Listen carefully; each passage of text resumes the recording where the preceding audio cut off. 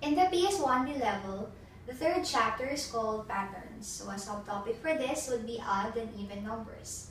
The manipulative that we're going to use for this would be these flashcards, okay, 1 to 10, and also counters. So, but for this activity, we're going to use ladybugs. Okay. Our target skill would be for the kids to be able to distinguish odd from even numbers. So with these flashcards, the kids would actually get from this, let's say, can you pick a number that you like? Say 8. Then after that, you ask them to get 8 insects from here. Okay, let's put this on the side first. Okay, let's get 8.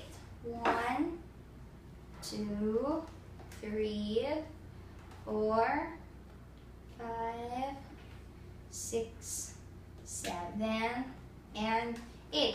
And then you could tell the kids that even means all the let's say insects in a given set will have partners, or everything will have a partner.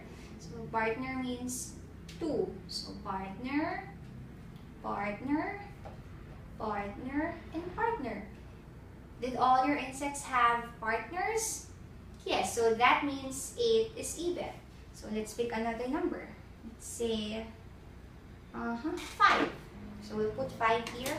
Then we'll put 5 insects. 1, 2, 3, 4, 5. Okay? Can you let your insects find their partners? Okay, so partner, partner.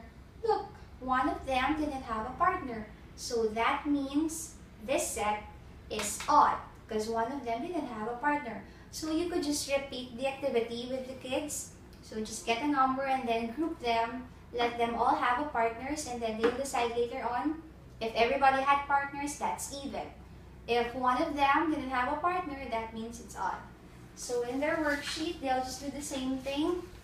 So they'll make partners, partner, partner, partner, partner. Everything or everyone had a partner, so that means even. So match it here. So again, you'll just repeat it with the other pictures. Thank you.